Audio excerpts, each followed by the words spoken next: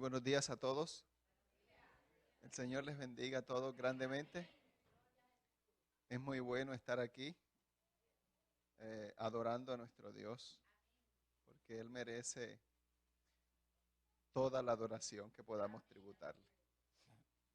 Dios es soberano y es dueño de nuestras vidas.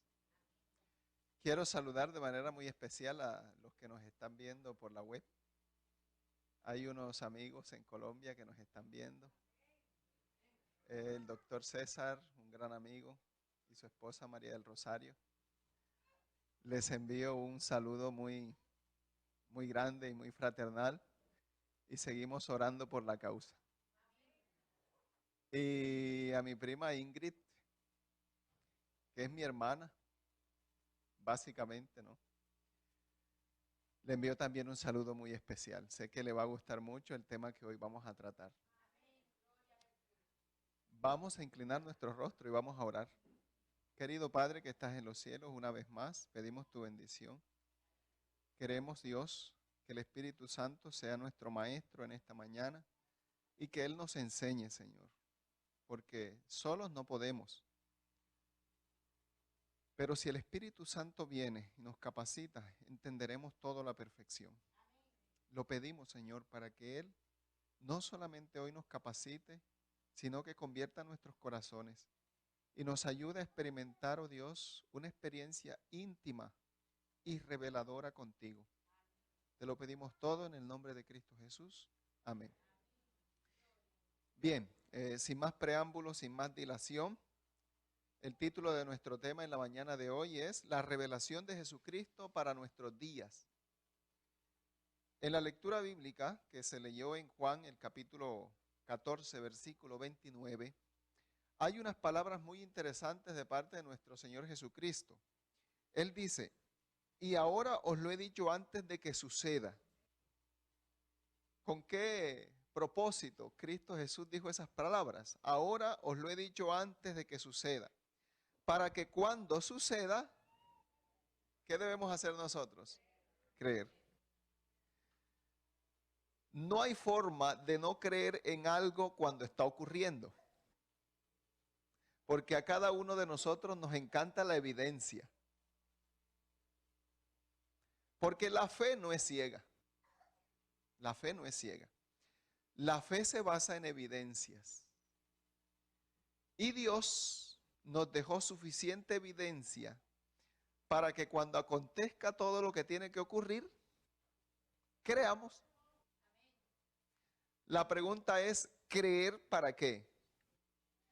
Es sencillo porque la palabra del Señor dice que el que creyere y fuere bautizado será. Creemos para salvación.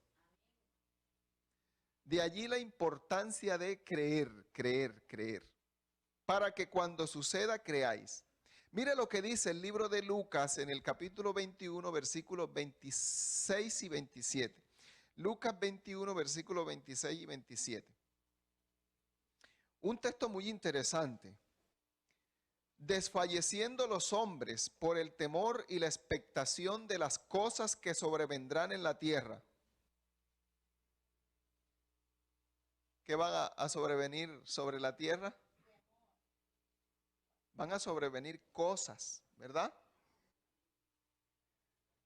Y el texto continúa diciendo, porque las potencias de los cielos serán conmovidas. Ahora, fíjense ustedes, el orden de los eventos. Luego de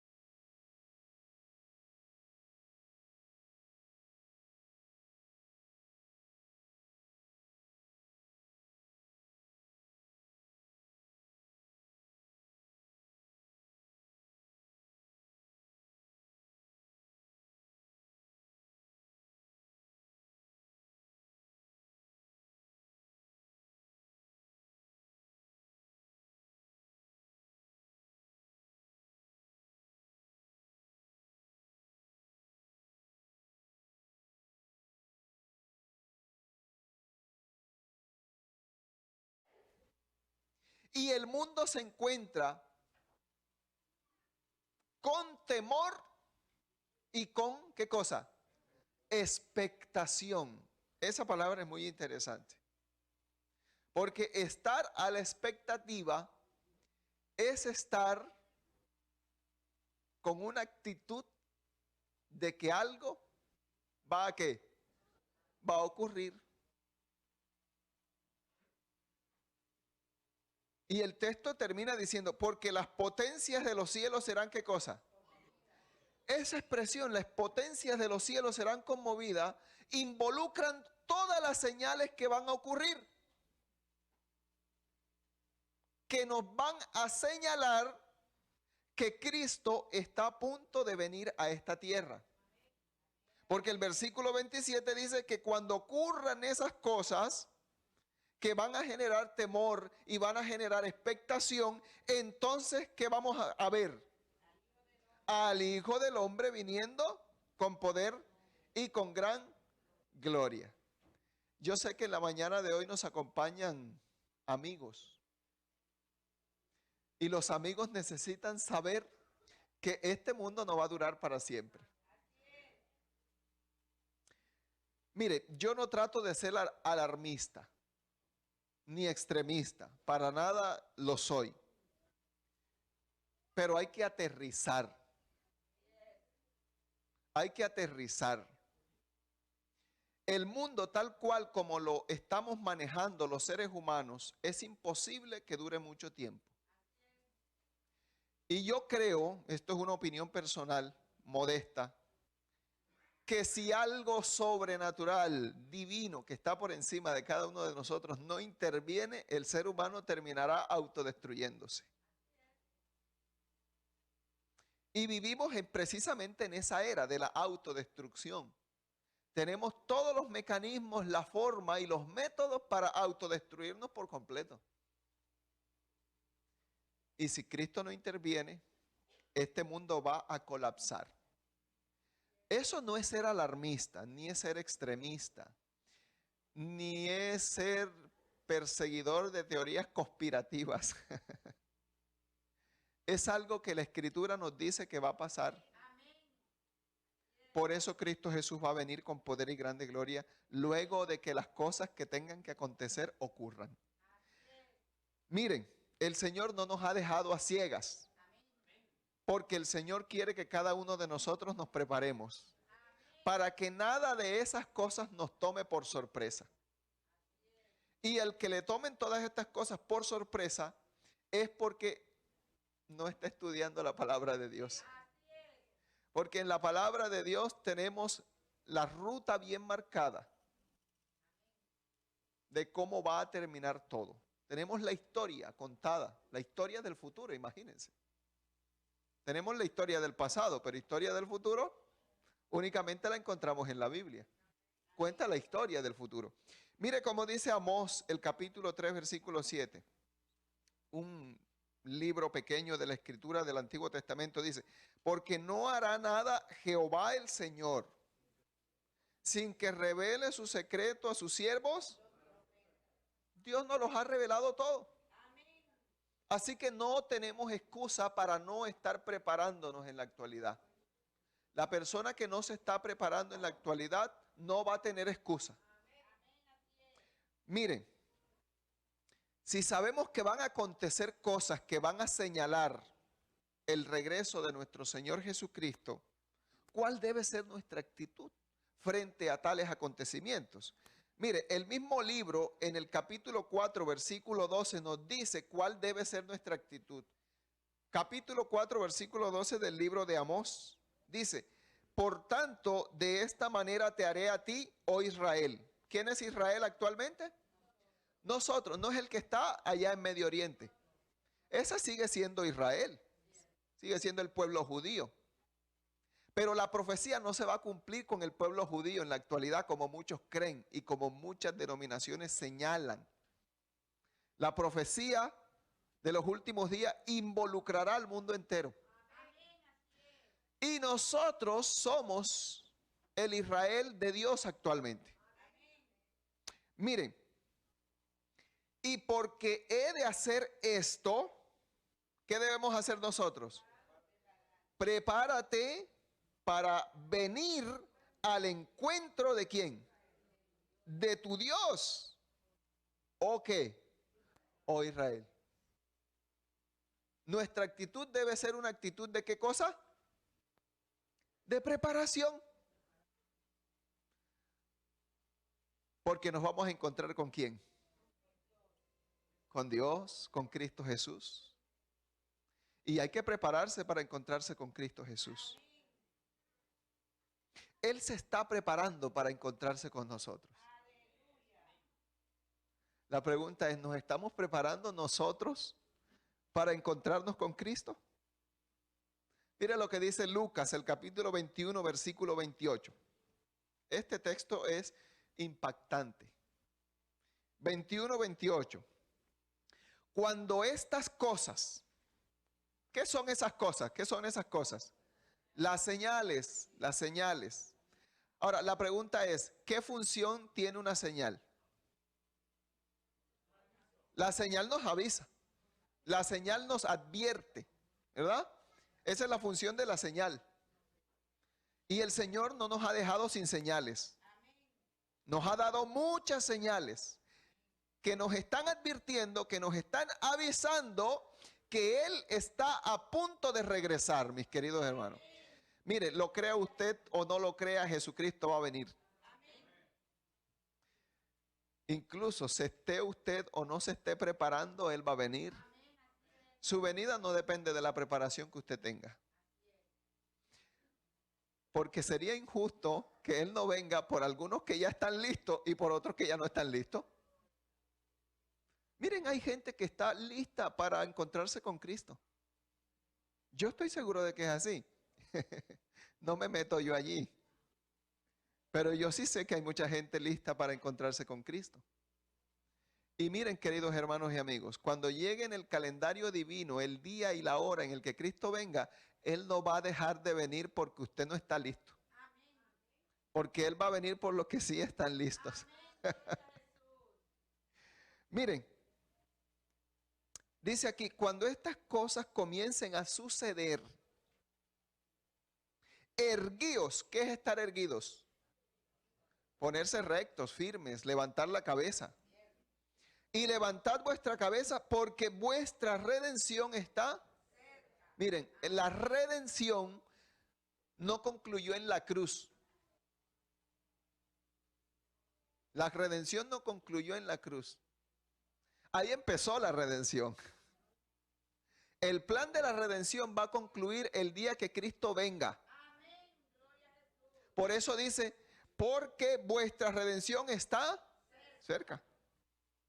Está diciendo en palabras metafóricas que Cristo está a punto de regresar, de venir a buscarnos, a concluir, a consumar el plan de la redención que por tanto tiempo Cristo Jesús ha llevado a cabo.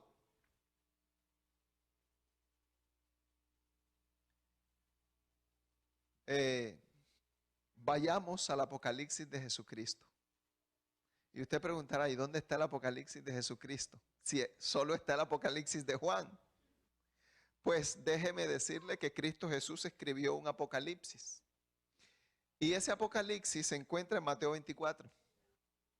Mateo 24.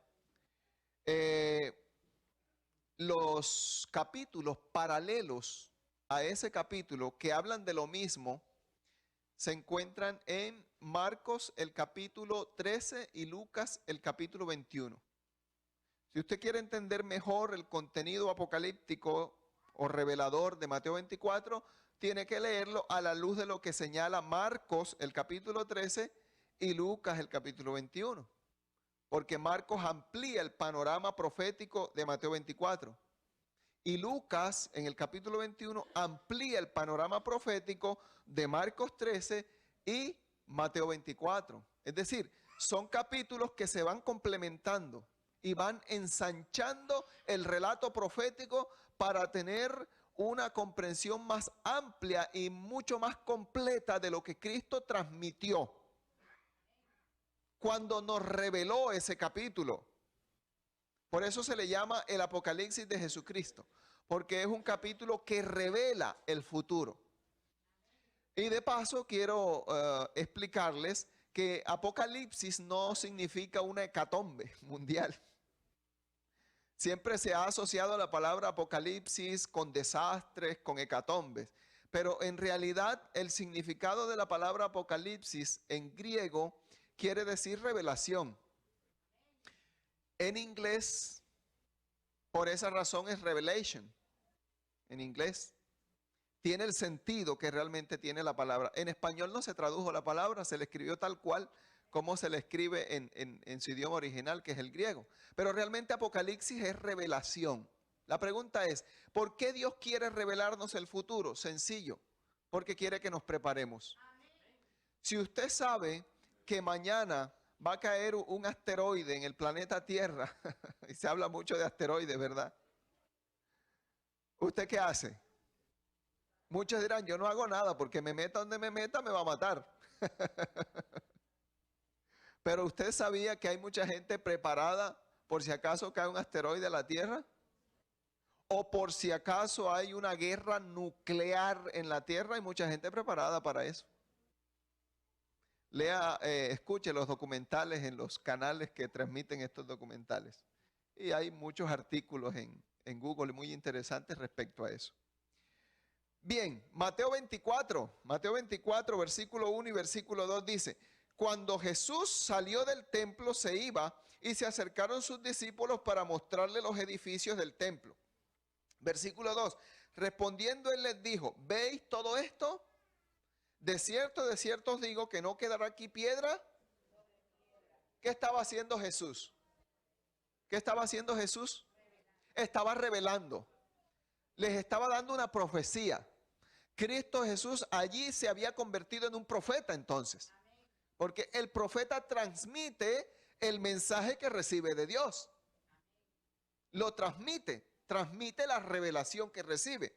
Entonces Cristo les está diciendo: ¿veis todo esto? Aquí no va a quedar piedra sobre piedra. Mire cómo lo señala Marcos capítulo 13, versículo 1 y versículo 2. Mire cómo lo señala. Marcos 13, 1 y 2, que es el capítulo paralelo a Mateo 24. Dice: saliendo Jesús del templo, le dijo uno de sus discípulos: Maestro, mira qué piedras y qué edificios. Estaban admirados por la belleza del templo y todos los edificios adyacentes al templo. Y el versículo 2, Jesús le responde y le dice: ¿ves estos grandes edificios? No quedará aquí piedra sobre piedra que no sea ¿qué cosa? Derribada. Mire cómo lo dice Lucas, el capítulo 21, versículo 5 y versículo 6. Ya hemos dicho que son los capítulos paralelos. Notemos cómo lo dice Lucas 21, 5 y 6. Dice: y a unos que hablaban de aquel templo estaba adornado de hermosas piedras y ofrendas votivas, dijo: en cuanto a estas cosas que veis, días vendrán en que no quedará aquí piedra sobre piedra que no sea ¿qué cosa? Destruida. Qué interesante. Y usted se preguntará: pero hermano Enuar, ¿usted no va a hablar del fin del tiempo? ¿Y por qué mete aquí la destrucción del templo de Jerusalén? Que ya ocurrió hace muchos años atrás, casi 2000 años atrás. Pues tiene que ver muchísimo y vamos a entender por qué ahora.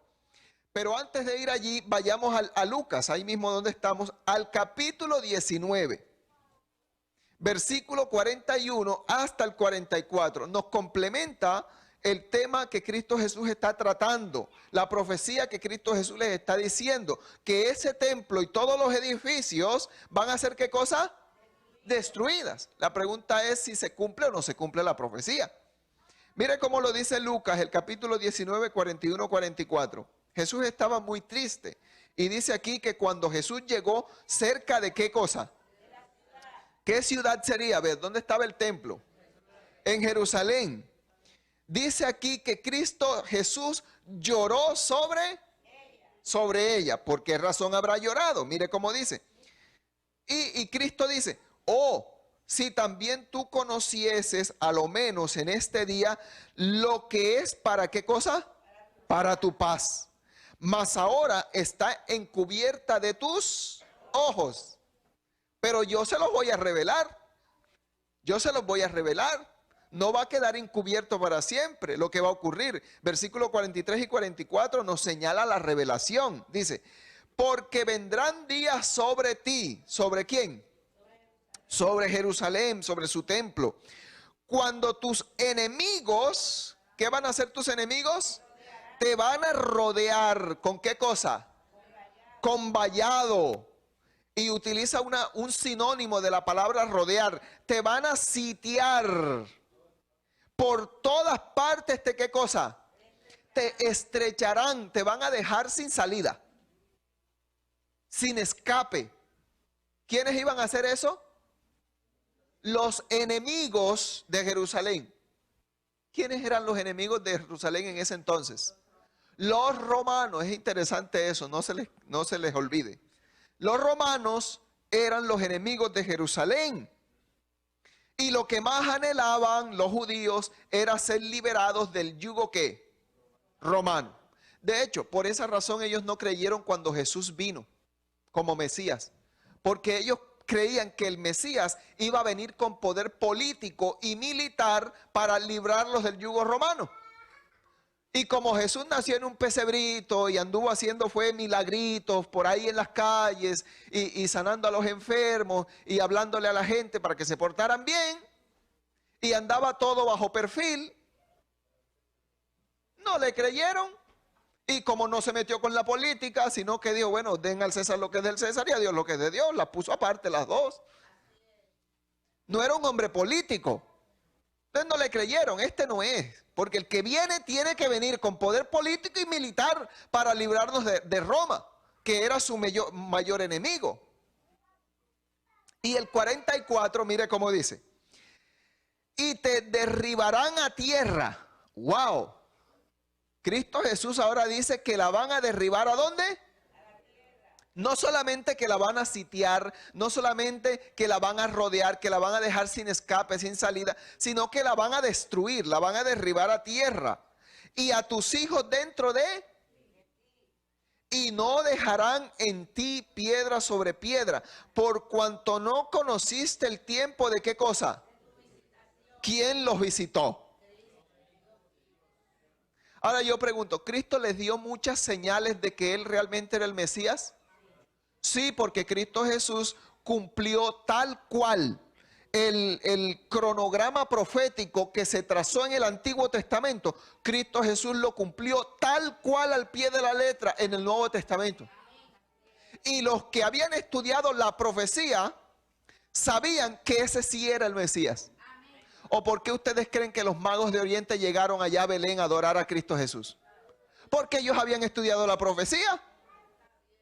Y qué paradójico, los dueños de la profecía no sabían que se estaba cumpliendo la profecía del nacimiento de Cristo.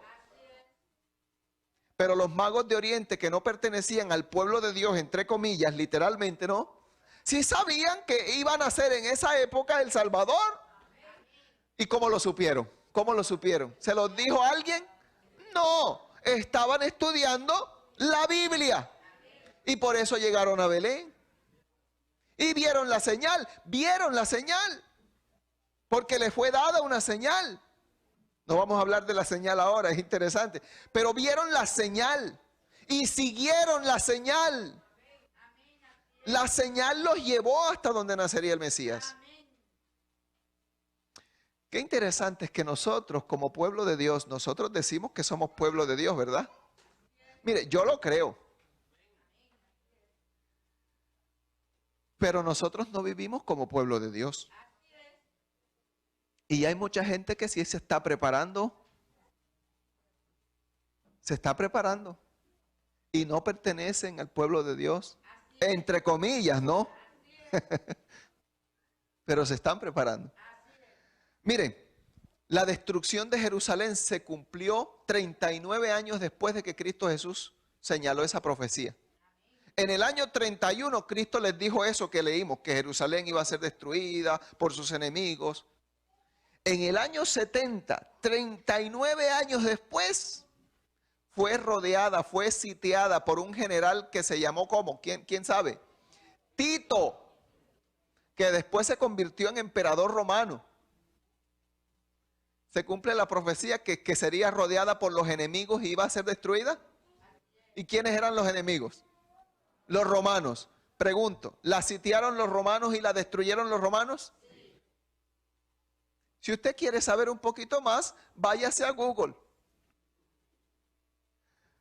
Y digite en Google, destrucción de Jerusalén en el año 70, después de Cristo. Y les van a dar detalles. No solamente Google. Flavio Josefo, el historiador judío, narra con vívido detalle todo lo que ocurrió en el año 70. Pero había una señal mucho más importante. Y esa señal la vamos a estudiar ahorita. Vayamos a Mateo 24, capítulo 24, versículo 15 y 16. Mire cómo dice, para desenmarañar esto que estamos estudiando. Jerusalén iba a ser sitiada, rodeada e iba a ser destruida. Y sabemos que ya esa profecía se cumplió ¿cuántos años después? 39 años después. ¿Y quiénes la cumplieron? Los romanos, los enemigos, que Cristo Jesús les había dicho, serán rodeadas por sus enemigos y las van a arrasar, las van a derribar. Pero ¿cómo ocurrieron los hechos? Mire cómo dice Mateo 24, 15 y 16. Por tanto, cuando veáis en el lugar santo la abominación desoladora de la que habló el profeta Daniel, el que lea ¿qué cosa? Entienda. Y el versículo 16 nos da un punto interesante. Entonces los que estén en Judea huyan ¿a dónde? Judea estaba en Jerusalén. ¿Sí o no? Ahora fíjense. Cristo Jesús le dice, cuando veáis la abominación ¿qué cosa? Desoladora en el lugar santo. El lugar santo representaba el lugar fuera de Jerusalén, las inmediaciones de Jerusalén. Pues Jerusalén representaba el lugar santísimo, como en el santuario, ¿no? Había una parte que se llamaba lugar santo y había una parte que se llamaba lugar santísimo. En el lugar santo estaban unos elementos donde ministraba el sacerdote diariamente y en el lugar santísimo estaba el arca del pacto que contenía los 10 mandamientos. Y allí el sacerdote ingresaba una vez al año en un día que se llamaba ¿cómo? ¿Quién recuerda? El día de la expiación, el Yom Kippur. Eso es un tema interesante, pero no vamos a hablar de eso hoy. Sin embargo, Jesús le dice, cuando vean la abominación desoladora en el lugar santo, ¿qué van a hacer? ¿Qué van a hacer? Huyan a los montes. Los que estén en Judea, huyan a los montes. ¿Qué abominación desoladora allí? Ahora vamos a entender qué es abominación desoladora. Pero fíjense ustedes que Cristo Jesús los manda al libro de Daniel. ¿A qué parte de Daniel los manda Cristo Jesús para entender? ¿Y para entender qué cosa? Lo que era la abominación desoladora, ¿sí o no? Sí. Porque la abominación desoladora iba a estar en el lugar ¿qué? Santo. Y cuando vean la abominación desoladora en el lugar santo, ¿qué van a hacer? Huyan a los montes. Pero dice, váyanse a Daniel para que entiendan mejor. ¿Qué tenemos que hacer nosotros ahora entonces? Irnos a Daniel. Entonces vamos a la profecía que está en Daniel. Daniel el capítulo 9, versículos 26 y 27 nos habla de esa profecía. Pero las fusiona con dos profecías. Con la profecía de las 70 semanas, de la cual no vamos a hablar ahora, y con el acontecimiento de la destrucción de Jerusalén, que había sido ratificado por Cristo. Mire, y qué interesante es esto, porque en Daniel capítulo 9, del 27 al 29, se narra la edificación del templo de Jerusalén y toda la ciudad. ¿Sí o no? Se narra cómo Jerusalén, después que fue desolada, y dicho sea de paso también por una abominación desoladora, en el 500 ¿qué? En el 538. ¿Por quién? Por Nabucodonosor, por los babilonios, ¿sí o no? En el 508 realmente. Y fue desolada, fue arrasada. Eso lo estudiamos en el trimestre pasado, ¿sí o no? Y fíjense ustedes, 70 años después, Jerusalén iba a ser reedificada. Y aquí en esta profecía de Daniel capítulo 9 se narra esa edificación y esa reconstrucción del templo, de las murallas, de la ciudad. Pero a la vez que se narra la reedificación, también se narra su destrucción nuevamente. Cuya destrucción iba a ser por los enemigos de ¿quién? De Jerusalén. ¿Quiénes eran los enemigos? Los romanos. Pero mire cómo dice el capítulo. El versículo 26 y 27 dice: y después de las 62 semanas se quitará la vida al Mesías. Está hablando de Cristo. Cristo Jesús murió en pleno auge del imperio ¿qué? Del imperio romano. Así que ese es el contexto de este versículo. Mas no por sí, quiere decir que lo matarían. Cristo no se suicidaría. No era un loco suicida. A Cristo Jesús lo mataron, ¿no? Y el pueblo de un príncipe, miren, el príncipe aquí, ¿quién es? A ver.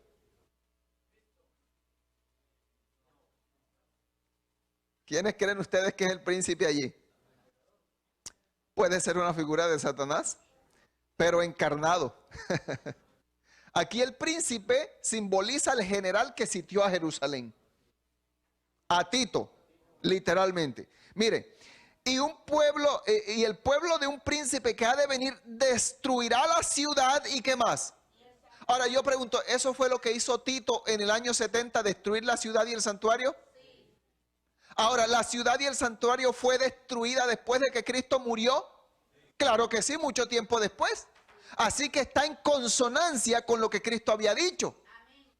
Cuando Cristo Jesús pronunció esa profecía, todavía no se había cumplido la profecía de Daniel, que un príncipe enemigo de Jerusalén iba a venir y destruiría la ciudad y el santuario. Y dice aquí: y su fin será con inundación, y hasta el fin de la guerra durarán ¿qué cosa? Léase la historia de cómo ocurrió eso. Y usted se va a dar cuenta que estará leyendo la Biblia. Y mira cómo dice el 27. Y por otra semana confirmará el pacto con muchos. A la mitad de la semana hará cesar el sacrificio y la ofrenda. Esta primera parte del versículo 27 no tiene que ver con esa segunda parte que leímos. Aquí hay una cosa que se llama quiasmo. Ya yo se los expliqué en algún momento, pero no lo voy a explicar ahora porque me tomaría más tiempo. Pero quiero decirles que la segunda parte sí está relacionada con la última parte del 26. Dice: después, con la muchedumbre de las ¿qué cosa? ¿Qué era lo que tenían que hacer los judíos cuando vieran la abominación desoladora? Y aquí se nos habla también de abominación. Yo pregunto, ¿será el mismo evento? Es el mismo evento. Solo que Daniel predijo ese evento y Cristo Jesús lo confirma de que así va a pasar. Por eso Cristo Jesús mandó a los que estaban escuchando, lo que eran los discípulos, a irse al libro de Daniel. Por eso yo creo que el libro de Daniel es de verdad, verdad. Por decirlo así. El libro de Daniel es real, lo escribió Daniel mismo porque Cristo Jesús confirma su veracidad. Mire, después con la muchedumbre de la abominación vendrá el desolador, hasta que venga la consumación y lo que está determinado se derrame sobre. Y mire, y aunque no entendamos muchas palabras allí, nosotros se nos queda en la mente una idea bien clara, que lo que vendría sobre Jerusalén sería candela. ¿Sí o no? Que esas palabras tan negativas no auguraban nada bueno. Por eso Jesús mandó a sus discípulos al libro de Daniel. Pero ¿en qué consistiría esa abominación desoladora? Mire cómo lo señala Lucas 21, 20 y 21. Por eso yo les dije, un capítulo nos va a ampliar el panorama profético del otro. Lo que no se entiende en Mateo, usted lo va a entender en Lucas y en Marcos. Esa es la función. Mire, y así el Señor transmite su mensaje profético. Por eso en el capítulo 2, a Daniel, al rey Nabucodonosor se le revela el fin del mundo, cómo van a transcurrir. En el capítulo 7 se le amplía el panorama profético, en el capítulo 8 se le amplía el panorama profético y así sucesivamente. Así está ocurriendo aquí tal cual. Lucas 21, 20 y 21 dice: pero cuando viereis ¿a quién? ¿Rodeada de quién? ¿Quiénes eran esos ejércitos? En Lucas 19 vimos que eran los enemigos, ¿sí o no? ¿Quiénes iban a rodear a Jerusalén? Sus enemigos. ¿Pero quiénes eran los enemigos? Los romanos. Ahora le pregunto, ¿los romanos tenían un ejército? Por supuesto. Serían rodeadas por el ejército. Y dice, pero cuando vieres a Jerusalén rodeada de ejércitos, sabed entonces que su destrucción, ¿a qué cosa? Y mire cómo dice el 21. Entonces los que estén en Judea huyan, ¿a dónde? Ah, pero qué interesante, ¿a dónde habíamos leído eso? En Mateo 24, ¿sí o no? Pero en Mateo 24 el versículo no menciona que Jerusalén sería rodeada, sino que la abominación desoladora sería puesta en el lugar. Entonces es sencillo. ¿Qué es la abominación desoladora? El sitio de los romanos a Jerusalén. Ya ese no es en el año 70, ese es en el año 66. ¡Qué interesante! Ahora, lo que estaba ocurriendo era una señal que Cristo Jesús les estaba dando. ¿Cuál era la señal? Cuando vean a Jerusalén rodeada o cuando vean la abominación desoladora puesta allí, significan la misma cosa. ¿Significa o no lo mismo? Sí, significa lo mismo. ¿Qué van a hacer ustedes? Huyan a los montes. ¿Pero por qué tendrían que huir? Porque sí, porque sí. No, porque lo que se venía era la destrucción de ¿quién? Así que era una señal al ver rodeada Jerusalén para que huyeran. Ahora, cuando estaba rodeada Jerusalén, ¿ya estaba destruida? No, no estaba destruida.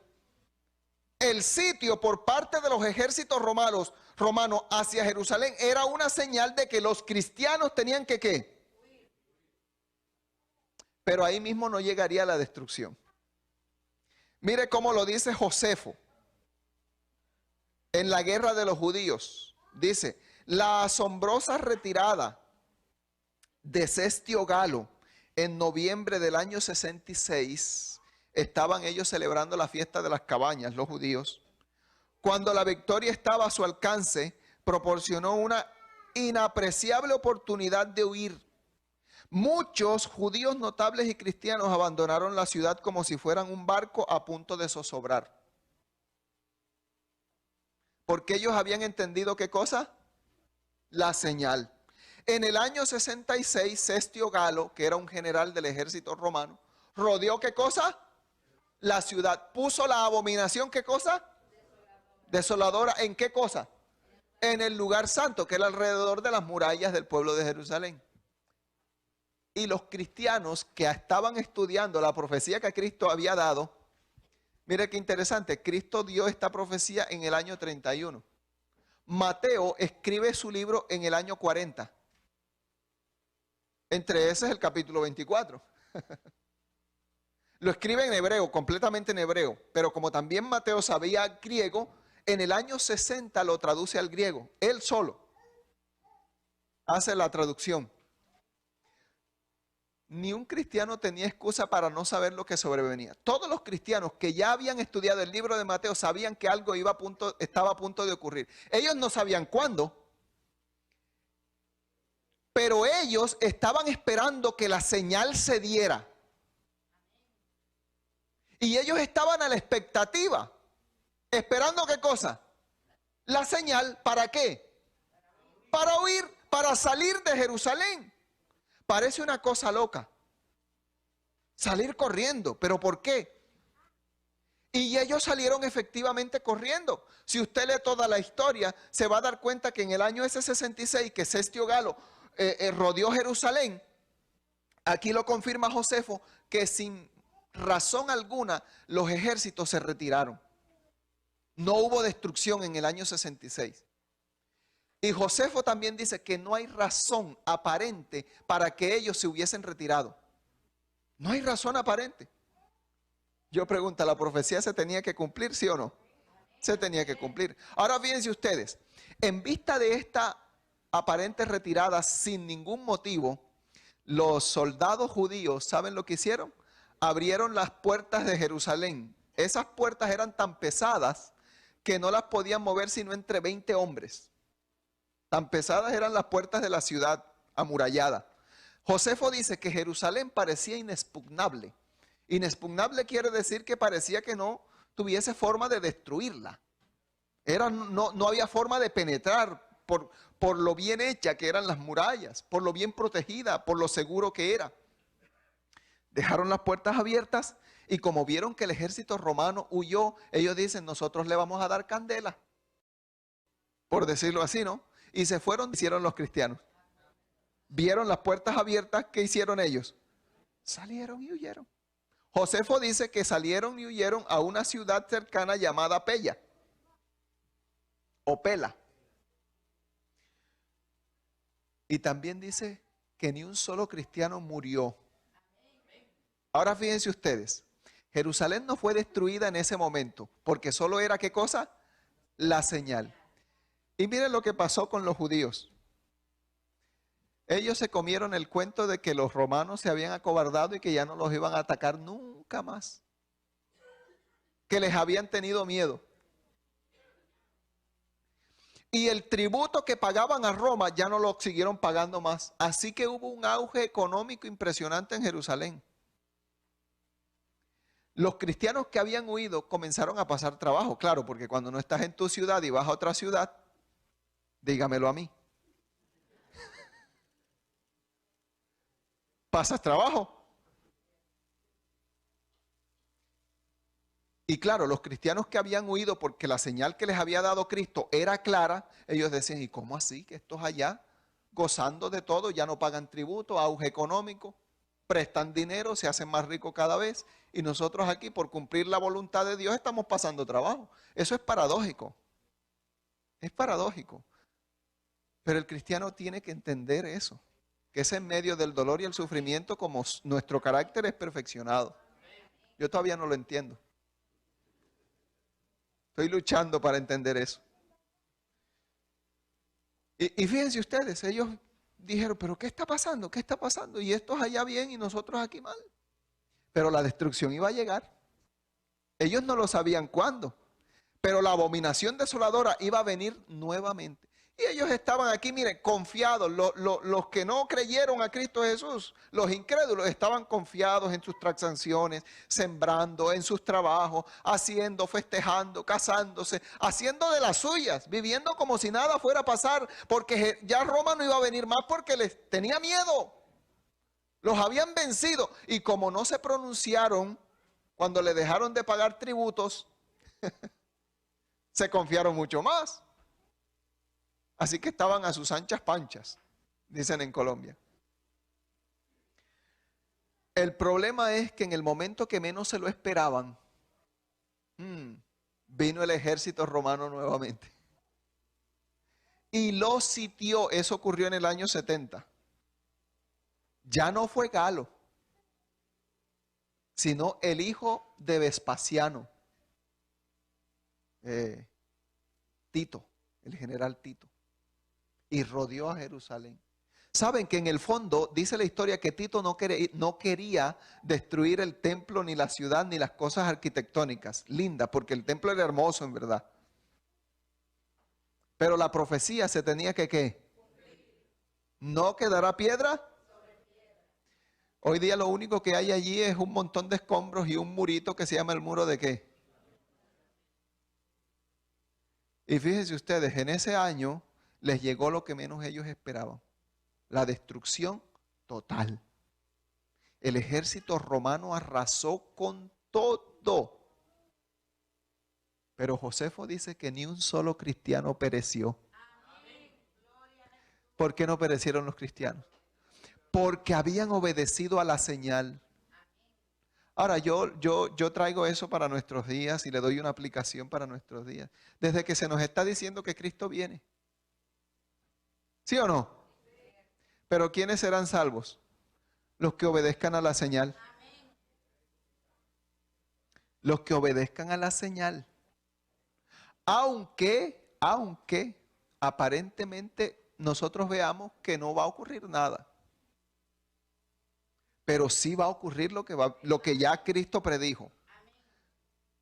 ¿Qué garantía tenemos de que el resto de Mateo 24 se va a cumplir? Sencillo, que la primera parte se cumplió ya. Mire, yo pienso en el capítulo 11 de Daniel. Capítulo 11 es una profecía extraordinaria de Daniel. No se predica mucho esa profecía, pero es una profecía paralela a la profecía del capítulo 2, del 7 y del 8, solo que amplía el panorama profético. Y yo siempre hago esta ilustración. Tiene 45 versículos esa profecía. 45. Y de los 45 versículos, 39 versículos se han cumplido. Eso es extraordinario, ¿sí o no? ¿Cuántos versículos faltan para que se termine de cumplir la profecía? 6 versículos. Y si usted le saca el tanto por ciento de cuánto se ha cumplido, se va a dar cuenta que se ha cumplido el 83% de la profecía de Daniel, el capítulo 11. Solo faltaría el cuánto por ciento. El 17%. ¿Y eso qué es frente al 83%? Nada. ¿Qué garantía tenemos de que el 17% se va a cumplir? El 83%. Qué interesante. A mí eso me emociona. Porque ¿sabe con qué evento concluye Daniel capítulo 11? Con la venida de Cristo Jesús. Todas las profecías finalizan con Cristo Jesús viniendo en gloria. El clímax de todas las profecías es Cristo Jesús. Y por eso Mateo 24 dice, cuando viereis estas señales, después que se cumplan, entonces ¿qué cosa? ¿Veréis a Cristo viniendo? Pero para concluir, hermanos queridos, ¿qué tiene que ver el templo de Jerusalén y su destrucción con lo que va a pasar en el mundo actual? Muchísimo. Lo vamos a ver. Miren, Mateo capítulo 24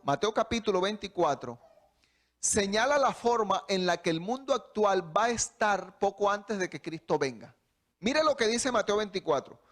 En el versículo 5 dice que aparecerán falsos cristos viniendo en el nombre de Jesús y engañarán ¿a quiénes? A muchos. No se olvide de eso. Sí, habrá señales en el mundo religioso, habrá señales en el mundo político, habrá señales en el mundo económico, incluso habrá señales en el mundo social y medioambiental. Todo eso lo narra Mateo 24. ¿Usted cree que el tema de del calentamiento global es de gratis? Nosotros hemos hecho para que eso ocurra. Pero es una profecía que se está cumpliendo. También dice Mateo 24 que poco antes de que Cristo venga, otra señal será que aparecerán falsos profetas para engañar a quienes. Eso está en el versículo 12. En el versículo 6 dice que habrá guerras y rumores de guerras. En el versículo 7 dice que se levantará nación contra nación y reino contra reino. En ese mismo versículo dice que habrá pestes, hambres, terremotos en diferentes ¿qué? Lugares. En el versículo 12 dice que se multiplicará la maldad y el amor de muchos se enfriará. En el versículo 9 dice que los cristianos, los hijos de Dios, serán entregados ¿a qué cosa? A tribulación para matarlos y ser odiados por ¿quiénes? Por todos. Y dice aquí el versículo 21 que habrá ¿qué cosa? Gran tribulación. Dice el versículo 29 que el sol se oscurecerá, que la luna no dará su resplandor. Eso es interesante porque fue una profecía que se cumplió tal cual aquí está predicha. Y es el sexto sello, tiene que ver con el sexto sello. Ahora lo voy a explicar. Mire, versículo 29, las estrellas de los cielos caerán, las potencias de los cielos serán conmovidas. Versículo 29, será como en los días de Noé. Versículo 37, ¿estamos viviendo como en los días de Noé? Bueno, hay que revisar cómo se vivió en los días de Noé para ver si sí o si no. Dice aquí que también habría señales en el mundo del mar. Dice que el mar bramaría con sus olas. Eso está en Lucas 21, 25. Eso a mí me suena a tsunami. ¿Sí o no? Pero Lucas 21, 25 y 26 dice que habría angustia, confusión, temor y expectación. Y Mateo 24:14 dice que el evangelio sería predicado a todo el mundo. Ahora, si usted estudia estas señales una por una, no lo vamos a hacer hoy, se va a dar cuenta que cada una de esas señales se ha cumplido al pie de la letra. El evangelio está siendo predicado en el mundo entero. Y el Señor va a alcanzar a los países donde es casi que imposible, la ventana 1040. ¿Sí la han escuchado, la ventana 1040?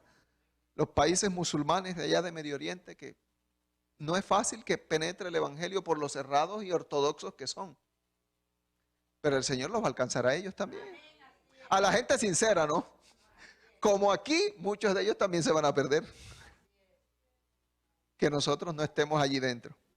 Ahora, si esas cosas Cristo las estaba hablando para aquellos días, de acuerdo al contexto, porque déjenme decirle algo, todo lo que narra Mateo 24 se cumplió allá en ese momento histórico. Se levantaron falsos cristos diciendo que no, ya los romanos no iban a destruir a Jerusalén. Se levantaron falsos cristos, eso está en la historia, diciendo que Jerusalén entraría en una especie de paz y de tranquilidad, que no habría por qué temer. Ocurrió todo. Cuando Jerusalén fue sitiada, las madres cocinaban a sus hijos recién nacidos y se los comían vivos del hambre que había. Eso no es especulación ni es exageración, eso está en la historia registrado con Josefo, historiador judío que vivió en ese momento de la historia. Y que yo le creo a Josefo. ¿Por qué si eso ocurrió allá sirve para nuestro día? Sencillo, porque lo que pasó allá es un microcosmos de lo que va a ocurrir en este mundo. En pocas palabras, lo que ocurrió de forma literal y local en Jerusalén en ese momento histórico se va a repetir en nuestros días, pero a una escala global, a una escala mundial. Se va a volver a repetir. De allí la razón por la que necesitamos entender y estudiar esto. Porque tal cual como quedó Jerusalén arrasada y arruinada, el mundo va a quedar tal cual así, arrasado y arruinado. Y nos vamos a dar cuenta ahora que esa profecía ya se está cumpliendo en nuestros días. Tiene dos cumplimientos esa profecía. Primer cumplimiento o dos aplicaciones, Jerusalén y su contexto. Segundo cumplimiento o segunda aplicación, las señales poco antes de que Cristo venga. ¿Cómo sabemos eso? Mira lo que dice Elena de White en un cortito párrafo de Joya de los Testimonios. Ella dice, aunque estas profecías, refiriéndose a Mateo 24, se cumplieron parcialmente con la destrucción de Jerusalén, ella dice, se aplica más directamente a los postreros días. Y hay otro párrafo en el que ella dice, deseado de toda la gente, 508, 581 y 582, ella dice, si hubiese revelado a sus discípulos los acontecimientos futuros como los contemplaba él, no habrían podido soportar la visión. Por misericordia a ellos, Cristo fusionó, describió de los dos grandes crisis, dejando a los discípulos estudiar por sí mismos el significado. Lo que hizo fue mezclar las profecías. Ahora, ¿cómo uno sabe bíblicamente de que esas profecías se aplican al tiempo del fin? Porque el mismo contexto nos los da a entender. Mire cómo dice Mateo 24, 30 y 31. Mire cómo dice. Entonces aparecerá la señal del Hijo del Hombre en el cielo. ¿Qué significa esa señal? A ver. ¿Que Cristo está viniendo? Claro que sí, esa es la señal. Y entonces lamentarán todas las tribus de la tierra y verán al Hijo del Hombre viniendo sobre las nubes del cielo con poder y gran gloria. Y el 31 dice, y enviará a sus ángeles con gran voz de trompeta y juntarán a sus escogidos de los cuatro vientos, desde el extremo del cielo hasta... Ahora yo pregunto, ¿cuándo va a ocurrir eso? Cuando Cristo venga. Mire, Mateo 24, 3, el versículo 3 nos dice que esa profecía era para el tiempo del fin, poco antes de que Cristo viniera. El versículo 3 dice, y estando él sentado en el monte de los olivos, los discípulos se le acercaron aparte y le dijeron, dinos Señor, ¿cuándo serán estas cosas? ¿Cuáles cosas? A ver, Las señales, la destrucción de Jerusalén, lo demás que había dicho Cristo. ¿Y qué señal habrá de tu venida y del fin del qué? Los discípulos asociaban la destrucción del templo de Jerusalén y de la ciudad con el fin del qué. Pero no iba a ocurrir así. Pero Cristo no les explicó nada. Cristo se los dio a entender como si fuese a pasar así. Pero más tarde ellos estudiando se dan cuenta, no. Primero es la destrucción. Se van a cumplir todas las señales, pero Cristo va a venir después, pero va a venir. Entonces creemos que todo esto que está aquí en Mateo 24 involucra el tiempo del fin sencillo, porque son señales que se van a cumplir que anunciarán la segunda venida de Cristo y el fin del siglo, o el fin del mundo, o el fin del cosmos. La palabra en griego de siglo es cosmos, que se traduce como mundo, como siglo, como tiempo, etc. Mateo 24, 3 y 5, Jesús les dice que iban a aparecer falsos profetas. Miren esto. Esta revista es de la National Geographic. ¿Sí o no? Ustedes saben que es de la National Geographic. Esto yo lo compré en el 2017, pero ¿saben por qué lo compré? Yo estaba mercando con mi esposa allá en Colombia, no aquí. Y entonces uno esperando en la fila, estas revistitas están allí puestas, ¿no? Y uno ojea. Y yo comencé a ojear. Y me encontré con un reportaje que un señor, un periodista aquí hace, de 10 personas que se creen Cristo Jesús actualmente. Está este señor que se llama, que se autoproclama como Inri Cristos. Inri Cristos. En Brasil. Y ha fundado todo un movimiento muy poderoso. De hecho, mucha gente cree en él. Y tiene todo un harén de mujeres que le sirven. Muy conveniente, ¿no? No dan puntadas sin dedal estos individuos. Tenemos este otro hombre allá en África, Moisés Alonwent. No sé cómo se pronuncia, pero es uno que dice que es Cristo Jesús. Y tenemos a este señor ruso allá en Siberia. Se llama Sergei Anatolyevich Torop. Se parece a Cristo, ¿verdad? Bueno, al que han dibujado en la historia, tradicionalmente. Dice que es Cristo y ha fundado la iglesia del último testamento. Él va a traer el nuevo orden mundial y la paz y la tranquilidad. Y todo este tipo de cosas. Mucha gente lo sigue. Viven aparte, aislados en un ambiente autosustentable allá en Siberia y todo este tipo de cosas. Y son vegetarianos. Eso es lo único bueno que tienen, ¿no? Que no contaminan y...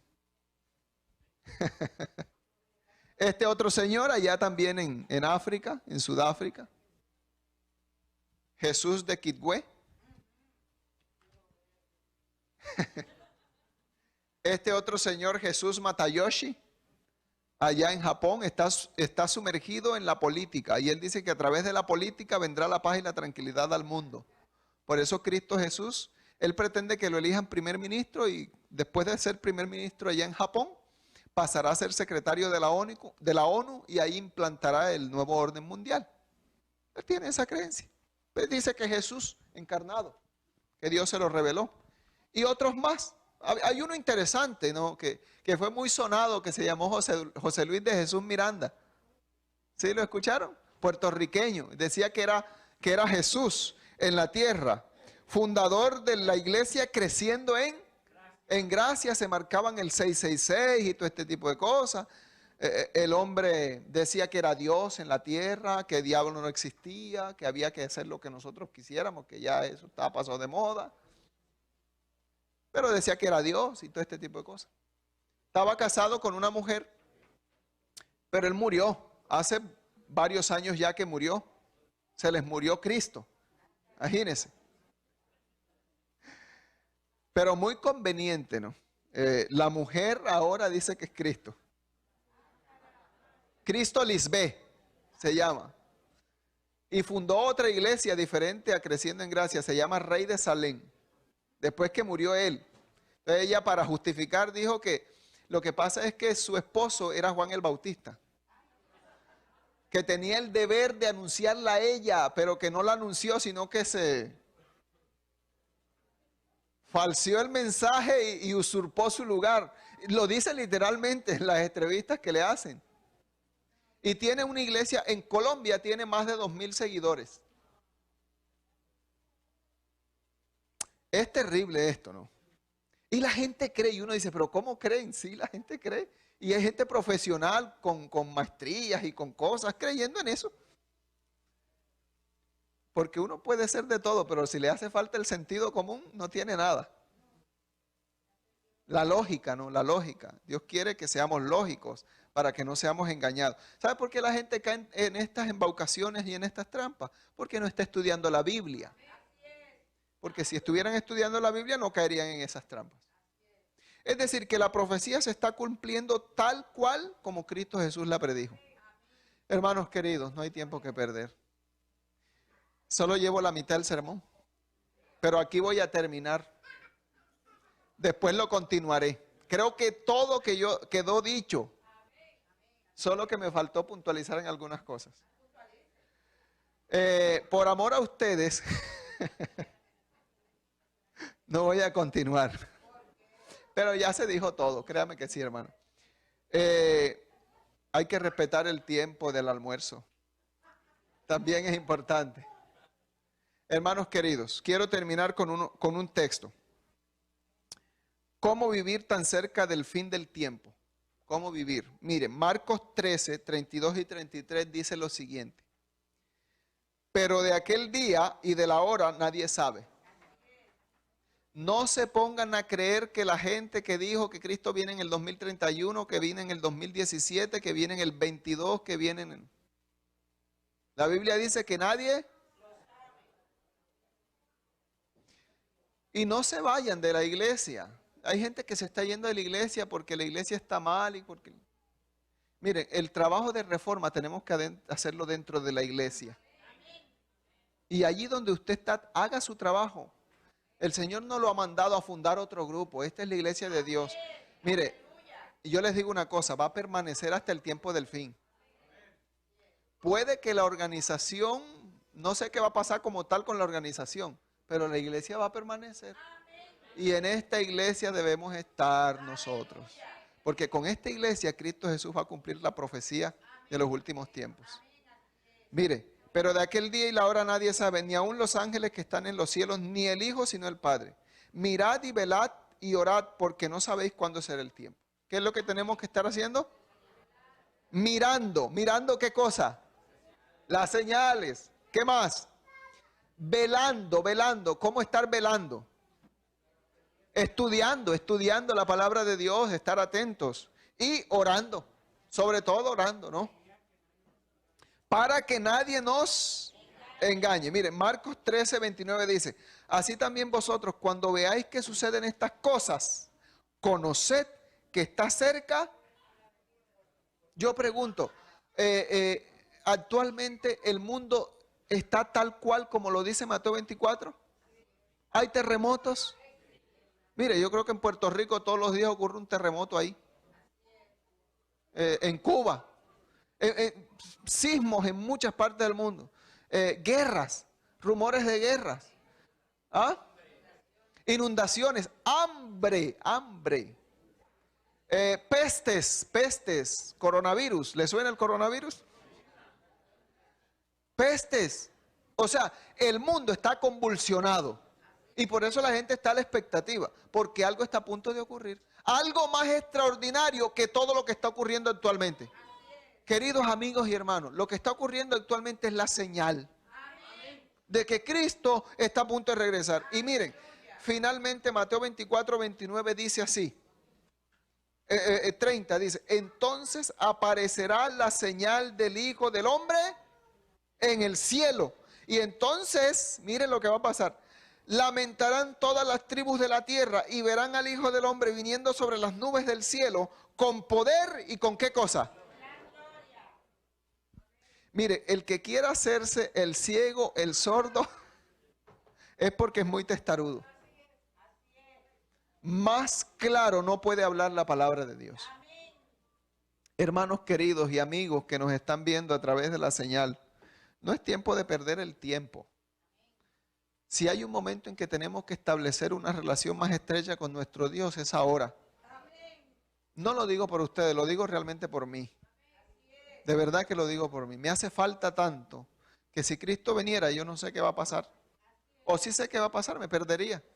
Porque yo, aunque quiero salvarme, estoy distante de eso. Pero yo quiero invitarles a ustedes en esta mañana a entregarnos completamente a Dios. Y a decirle, Señor, yo solo no puedo, pero tú puedes hacer por mí lo que yo no puedo. Como Martín Lutero, díganle al Señor, sálvame, Señor, porque estoy perdido. Y podemos estar perdidos aunque estemos dentro de la iglesia. Hagamos de nuestra relación con Cristo algo más estrecho. No permitamos que por nada del mundo el enemigo nos arrebate la salvación que hemos obtenido a través de la sangre preciosísima y carísima de Cristo Jesús. Entreguemos nuestro corazón a Jesús, entreguemos nuestro corazón a Dios sin reserva alguna, sin reserva alguna. Cristo es todo para nosotros. En este mundo todo va a pasar, los lujos, todo lo que usted tiene y todo lo que usted es aquí va a pasar. Sin embargo, no deje de hacer lo que está haciendo. Trabaje donde está trabajando. Termine de estudiar lo que está estudiando. Viva la vida como la está viviendo. Pero siempre, siempre tenga presente que Cristo Jesús pronto volverá. Y que todo lo que haga finalmente encauzará a ese acontecimiento como es la gloriosa venida de Cristo Jesús. Viva la expectativa, porque algo extraordinario está a punto de acontecer. Yo voy a invitarlos a que se coloquen en pie allí donde están y vamos a culminar este servicio con una oración de entrega a nuestro Padre Celestial. Y digámosle en nuestro corazón, Señor, hasta ahora yo he vivido un cristianismo mediocre. Yo quiero aprender más de ti, quiero conocer más de ti, porque tu palabra no es un cuento, no es un mito, no es una fábula. La ciencia ha creído a la palabra de Dios. La ciencia ha descubierto a Dios. Entréguese a Dios. Poderoso Dios que estás en los cielos. Gracias, Padre, te damos por tu palabra fiel y verdadera. Perdona nuestros pecados, Señor. Te hemos fallado, te hemos ofendido. Hay mucho que aprender aún, Señor. Y es tan corto el tiempo. No queremos perdernos de la venida de Cristo. Y no queremos perder la salvación, Señor. Ayúdanos a entregar nuestro corazón y nuestra vida a ti por completo. Tú eres la verdad, tú eres el camino. ¿A quién iremos, Señor? Como la samaritana, decimos, ¿a quién iremos? Si tú ofreces, Señor, agua y pan de vida. Oh Padre, sálvanos. Convierte nuestros corazones de nuestro pecado y de nuestra maldad. Ayúdanos a ser hijos tuyos, Señor. Queremos pasar la eternidad contigo, Señor. Queremos disfrutar de ver tu rostro, de ver tus huellas en las manos. Queremos ver, Señor, tu faz y adorarte por la eternidad. Ayúdanos en nuestras luchas diarias, Señor. Quizás en este momento aquí hay personas enfermas físicamente. A través de la web hay gente que nos estará viendo, que padece algún mal físico, espiritual, emocional, que está atravesando por crisis financieras, económicas, crisis emocionales, por cualquier razón, por cualquier circunstancia. Pedimos, Señor Jesucristo, que tú obres un milagro en sus vidas. Para ti no hay nada imposible, Señor. Pero te pedimos todo esto en el nombre de Cristo Jesús y conforme a tu voluntad, Padre. Gracias por escucharnos. Amén y amén, Señor. El Señor los bendiga a todos.